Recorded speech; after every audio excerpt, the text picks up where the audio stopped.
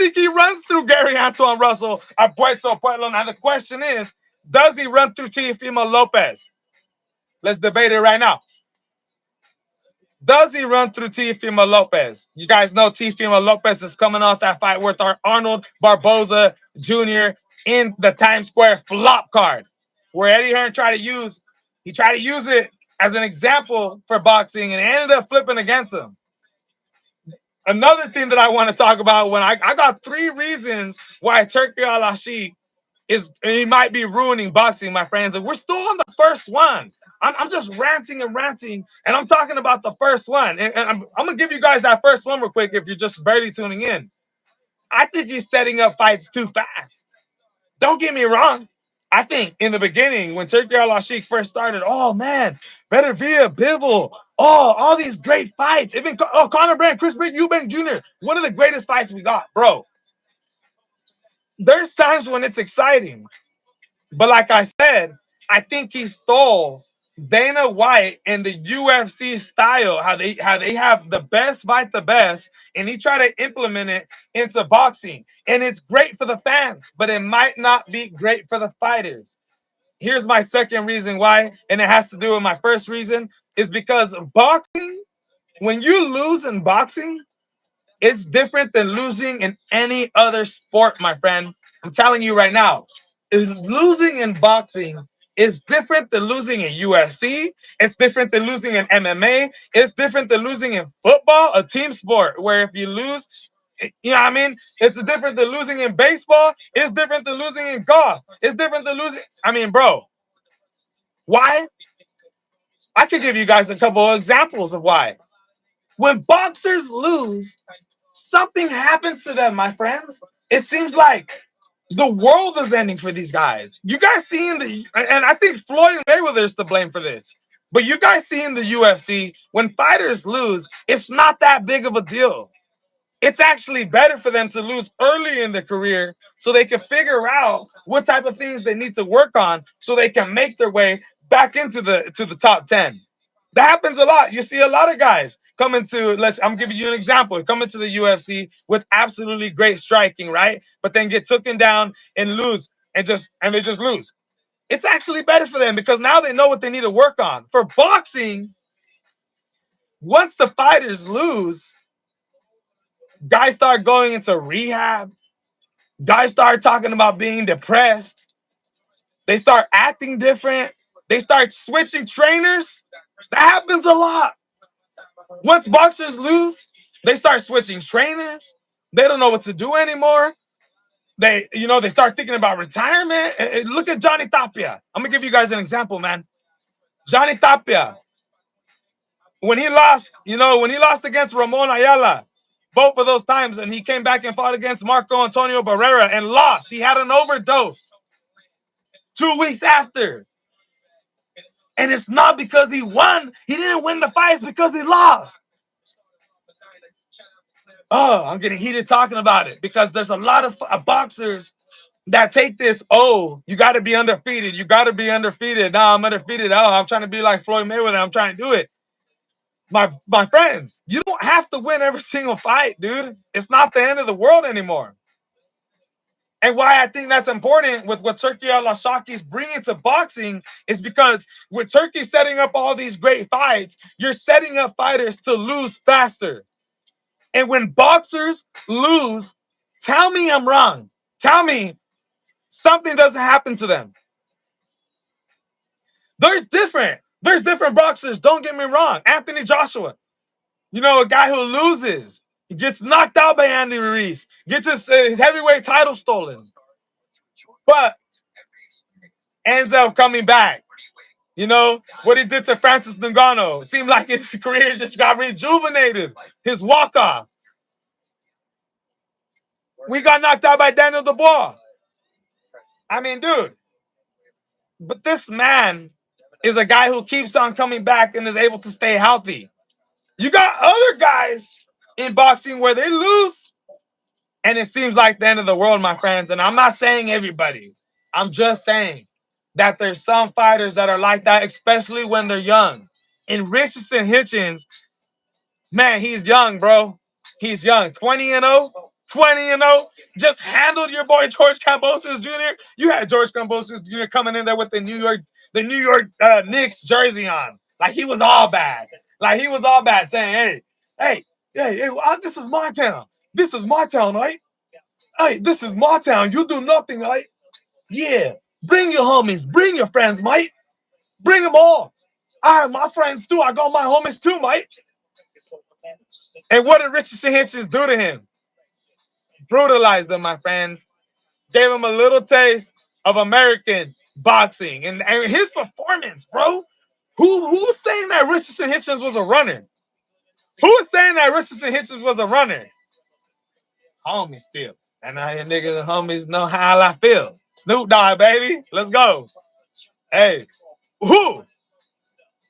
Richardson Hitchins was in the pocket the whole time, my friends. He was in the pocket the whole time. I haven't seen a more beautiful display of in the pocket defense, technique, and in the pocket combinations than I've seen Richardson Hitchins before, my friends. Yeah, everybody wants to say, oh, George Kambosos landed a punch every now and then. You know why he landed a punch? Because Richardson wasn't running. He would take one punch to land 6 or 7. His defense was phenomenal. He wasn't running. I'm not even playing, man.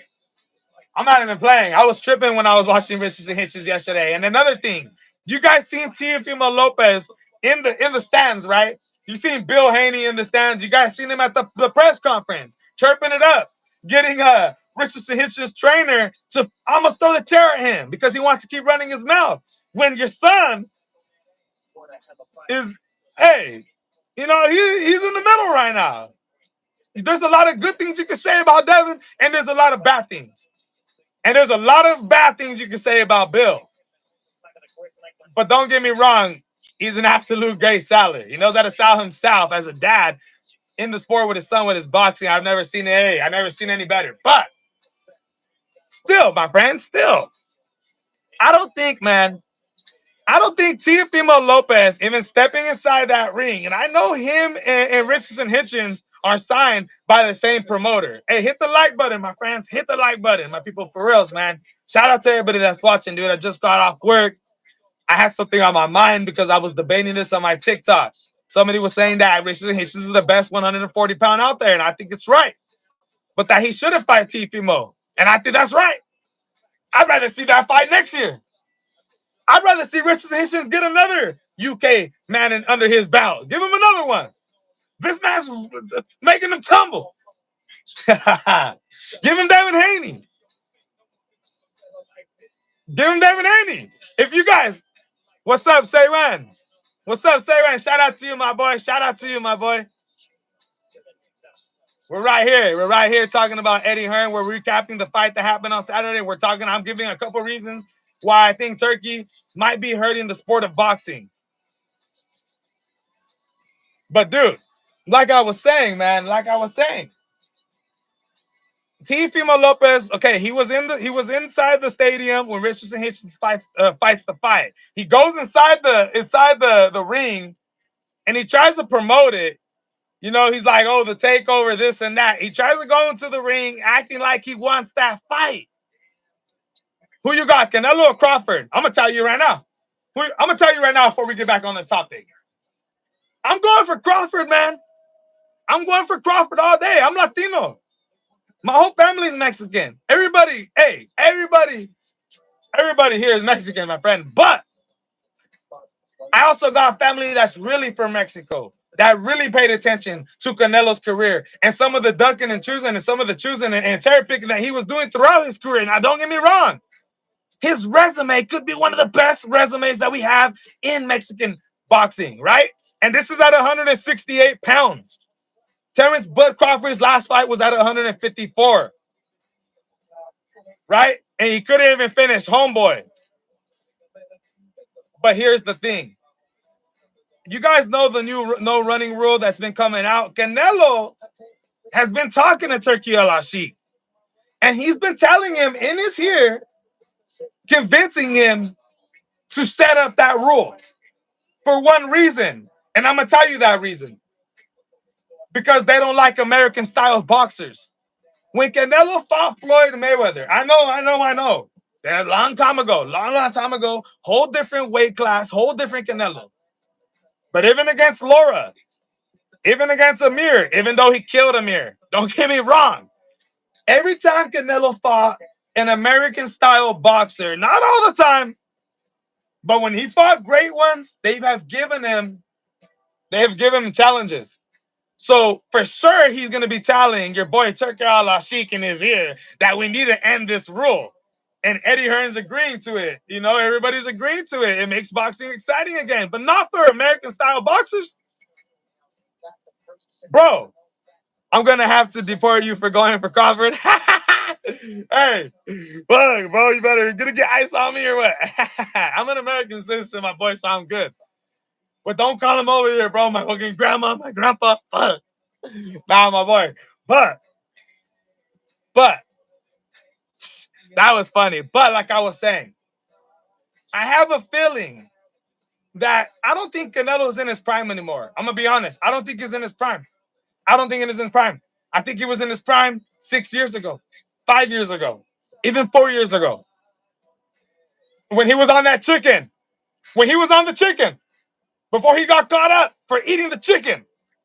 My man was insane. My man's head movement was out of this world. He was like, and I don't think he's in his prime no more. And the question is, I agree, Canelo ain't in his prime no more. He's not. Shout out to you, Better MMA. Shout out to you, my boy. What's up, my boy? Hey, I don't think he's in his prime anymore. I think Crawford, American style boxing, where, like I said, you got Canelo in Turkey's ear telling him to make this no running rule happen. Guys, when you look at them stare off against each other, they're the same height. I've seen reports from Dan Rafael. If you guys don't know who Dan Rafael is, man, he is a highly regarded reporter in the sport of boxing. I've heard him talk about how he's seen Terrence Bud Crawford already and how Terrence Bud Crawford's body is already getting full. He's already getting fuller. He's already getting used to that weight. Guys, I think he's technically better than your boy Canelo. What Scully was able to do to Canelo was embarrassing.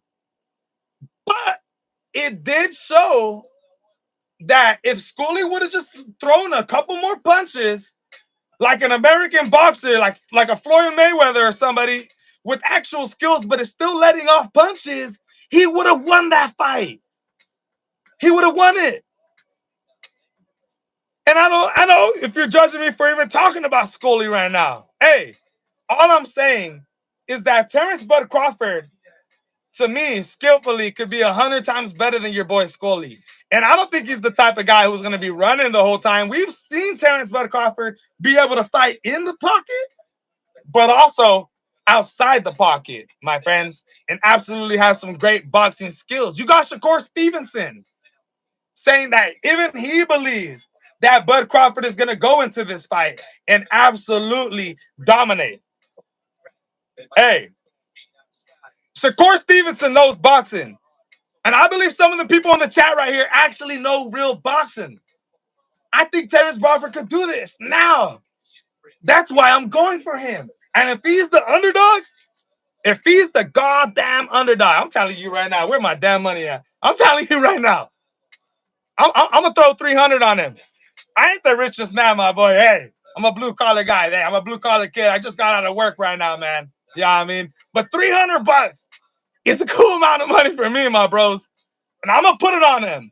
Because I believe, I already seen the odds.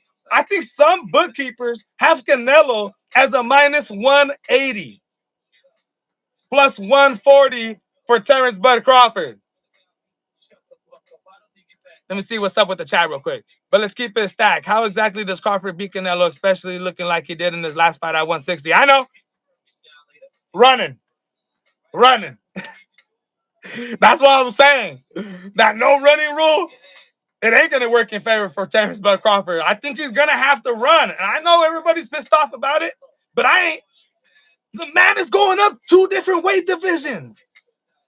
It ain't like Canelo's going down 2 divisions.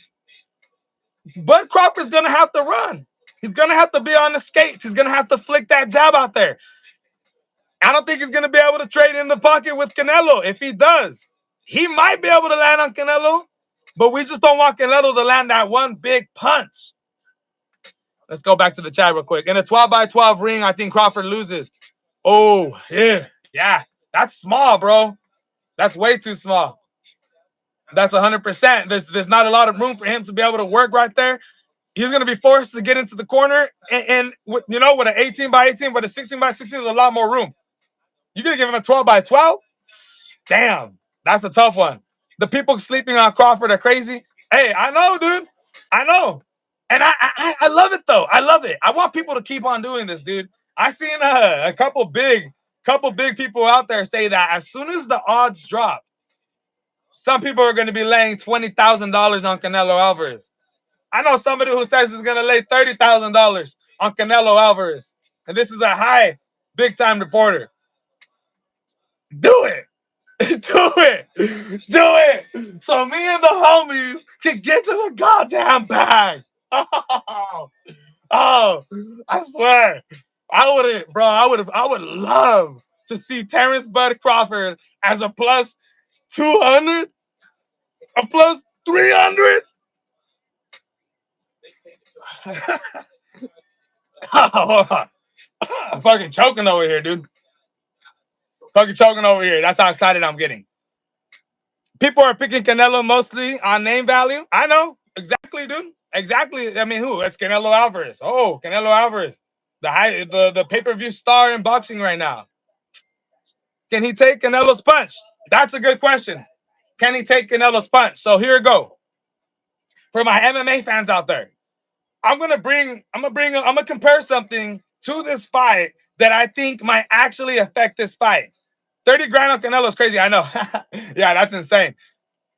These are people that say they know boxing, and these are people that saying they know boxing and that there's weight classes for a reason, this and that. Hey, maybe not. But look, here we go. You guys remember when McGregor used to be a little skinnier back in the days? He used to be a little skinnier, you know what I mean? Then he came in a little bit heavier, came and fought Nate Diaz. You guys remember when he fought against Nate Diaz, when Conor McGregor in the first couple rounds was having success? But it seemed like the lactic acid and the muscle that Conor McGregor had put on was what started to get him a little bit tired, and then Nate Diaz started bombing on him. He started, you know what I mean? Hey, I'm not surprised. So when I think about, when people put on weight and how, sure, they could train for 3 months with the weight and they could train as hard as they can, but still, it's not like they had that weight for a year or two. And when you step into that ring for 12 rounds, your adrenaline goes up. Everything goes up more than you ever been inside that sparring ring all damn training camp.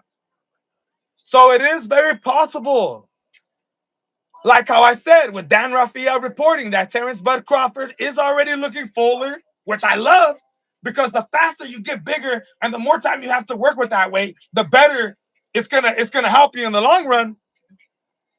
We don't know if Terrence Bud Crawford adding this additional weight to him is actually gonna tire him out coming into the 7th, into the 8th round, especially if he's gonna be on the back foot the whole time. So that's what the Canelo fans are thinking right there. That is a good reason. Hit the like button, by the way, and a good little example of just remembering it's not just about, you're going up 2 weight classes and the guy hits harder or the guy's bigger than you. It also has to do with lactic acid and how your muscle reacts and how long you're able to keep your hands up. In boxing, you got to keep your hands up with the gloves on at all times. Your arms are a little bit heavier now than what they were in your last 12-round fight against Madrimov. Terrence Bud Crawford couldn't even finish that guy. Let me see. Better than me. Going up 2 divisions is crazy. This hasn't been done since, I think, Bernard Hopkins. Bro, people didn't do this since the 1980s, the 1970s. Boxers back in the days, in the 50s, used to be like, welterweight and go challenge the heavyweight champion of the world. Because guys were on great shit. Guys were trying to be great. Guys were trying to be amazing. So that being said, if Terrence Bud Crawford can pull off a win against Canelo Alvarez on Mexican Independence Week, guys, it'll be the single-handedly greatest win in boxing history and let alone U.S. history. I see people debating that if he beats Canelo Alvarez, he might be considered the GOAT over Floyd Mayweather. What do you guys think of that? What do you guys think of that? Now, that is a debate to get into. But at the same time, my friends, Terrence Bud Crawford, he's taking this fight, and I give Terrence Bud Crawford the absolute most respect. You know why? You know why? Here's another reason. Hold on. I got 4% battery left, my friends, on my phone. We're going to have to end this soon. Here's another reason why. Not only are they fighting at the 168-pound division, super middleweight, for all of Canelo's titles, the WBO, the WBA, WBC, and the IBF, there's a no rehydration clause that's not in effect. You guys remember when Ryan Garcia fought against Gervonta Tank Davis? And Gervonta Tank Davis made Ryan Garcia sign that no rehydration clause, which meant that Ryan Garcia had to make the weight. But not only did he have to make the weight, he wasn't able to eat that night up, and he had to come on the day of the boxing night and come back and weigh in again and make sure he was on weight. You suffer when you do these freaking damn weight cuts. Right? Every athlete is out there weight bullying. So Ryan Garcia, what happened? He got knocked out with a stomach punch. Gervonta knew. He knew. No rehydration clause. I'm going to the body. It's over. Terrence Bud Crawford had the balls to take on Canelo Alvarez without signing a rehydration clause, which means Canelo 168. He ain't 168, my friends. He's coming in at 188 pounds. So that's why I'm saying shout out to Terrence Bud Crawford, man. For real. Shout out to Terrence Bud Crawford for even attempting this, for even trying to do something like this without having any experience in the 168-pound division, without even getting fed a guy who's 2-18. He's going in there to fight the best. And I'm telling you guys right now, man, the MMA and Boxing Addicts channel is rocking with Terrence Bud Crawford to get it done against Canelo Alvarez. And if he doesn't, I'm still sticking with him, my friends. I ain't a punk. I'm riding with the money, and I'm riding with Omaha's boy, Terrence Bud Crawford, my friends. Hey, I didn't even get to give my last two reasons of why I think Turkey might be hurting the sport of boxing, my friends. I just gave you one, and that was too early of fights, trying to install what UFC does into boxing. UFC fighters are different. These men are tough. They could lose. And that happens in the sport. They come back and become world champions. Boxers are a little bit different. It hurts when it's got to go. It does hurt when it's got to go. Guys take layoffs for a year. My people, tomorrow, I will be giving you guys the next two reasons, and we're going to be getting into that, my friends, tomorrow.